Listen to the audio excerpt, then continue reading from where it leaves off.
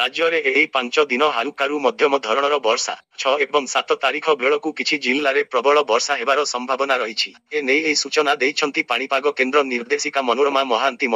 ଉତ୍ତର ବାଂଲାଦେଶ ଏବଂ ପାର୍ଶ୍ୱବର୍ତ୍ତୀ ଅଞ୍ଚଳରେ ଏକ ଘୂର୍ଣ୍ଣିବଳୟ ସକ୍ରିୟ ରହିଛି। ଘୂର୍ଣ୍ଣିବଳୟ ପ୍ରଭାବରେ 5 ଦିନ ଯାଏଁ ରାଜ୍ୟରେ ବର୍ଷା ଲାଗି ରହିବା ସମ୍ଭାବନା ରହିଛି। ପ୍ରବଳ ବର୍ଷା ନେଇ ମୟୂରଭଞ୍ଜ, କେନ୍ଦୁଝର, ସୁନ୍ଦରଗଡ଼, ଝାରସୁଗୁଡ଼ା, ଅନୁଗୁଳ, ସମ୍ବଲପୁର, ବରଗଡ଼, ମାଲକାନଗିରି, କୋରାପୁଟ, ରାୟଗଡ଼ା ଓ ଗଜପତି ଜିଲ୍ଲାକୁ ୟେଲୋ ୱାର୍ଣ୍ଣିଂ ଜାରି କରିଛି ଆଞ୍ଚଳିକ ପାଣିପାଗ ବିଭାଗ।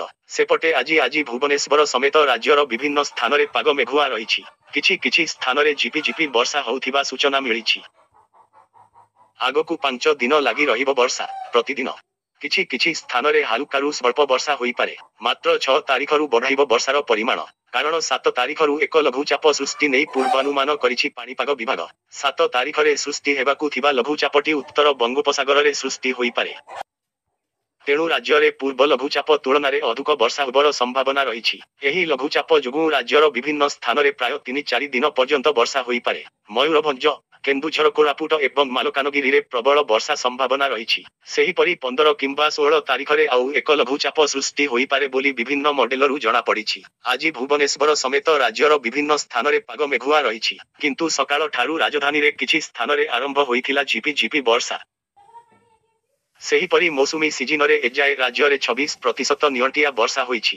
ମାଲକାନଗିରି ଜିଲ୍ଲାରେ ସର୍ବାଧିକ ବର୍ଷା ହୋଇଥିବା ବେଳେ 11 ଜିଲ୍ଲାରେ ସ୍ୱାଭାବିକ ରହିଛି ବର୍ଷା ପରିମାଣ।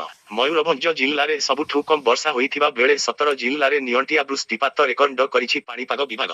ତେବେ ଆଗକୁ ଲଗାତାର 2ଟି ଲଘୁଚାପ ଯୋଗୁଁ ରାଜ୍ୟର ବିଭିନ୍ନ ସ୍ଥାନରେ ପ୍ରାୟ 3-4 ଦିନ ପର୍ଯ୍ୟନ୍ତ ବର୍ଷା ହୋଇପାରେ। ତେଣୁ ଜୁନ୍ରେ ଯେଉଁ ନିଅଣ୍ଟିଆ ବର୍ଷା ରହିଛି, ତାହା ଜୁଲାଇରେ ଭରଣା ହୋଇଯିବ ବୋଲି ପାଣିପାଗ ବିଶେଷଜ୍ଞମାନେ ଆଶା ପ୍ରକାଶ କରିଛନ୍ତି। ଅନ୍ୟପଟେ ବନ୍ୟା ନିୟନ୍ତ୍ରଣ, ନଦୀ ପୁନରୁଦ୍ଧାର ଓ ଜଳପଥର ଉନ୍ନତୀକରଣ ପାଇଁ ରାଜ୍ୟରେ ଗଠନ ହେବ 4ଟି ବୈଷୟିକ କମିଟି। ଜଳ ସମ୍ପଦ ବିଭାଗ ଅଧିକାରୀଙ୍କ ସହ ଚଳିତ ମୌସୁମୀ ଋତୁରେ ସମ୍ଭାବ୍ୟ ବନ୍ୟା ପରିଚାଳନା ପ୍ରସ୍ତୁତିର ସମୀକ୍ଷା ସହିତ 4ଟି ବୈଷୟିକ କମିଟି ଗଠନ ପାଇଁ ନିର୍ଦ୍ଦେଶ ଦେଇଛନ୍ତି ମୁଖ୍ୟମନ୍ତ୍ରୀ।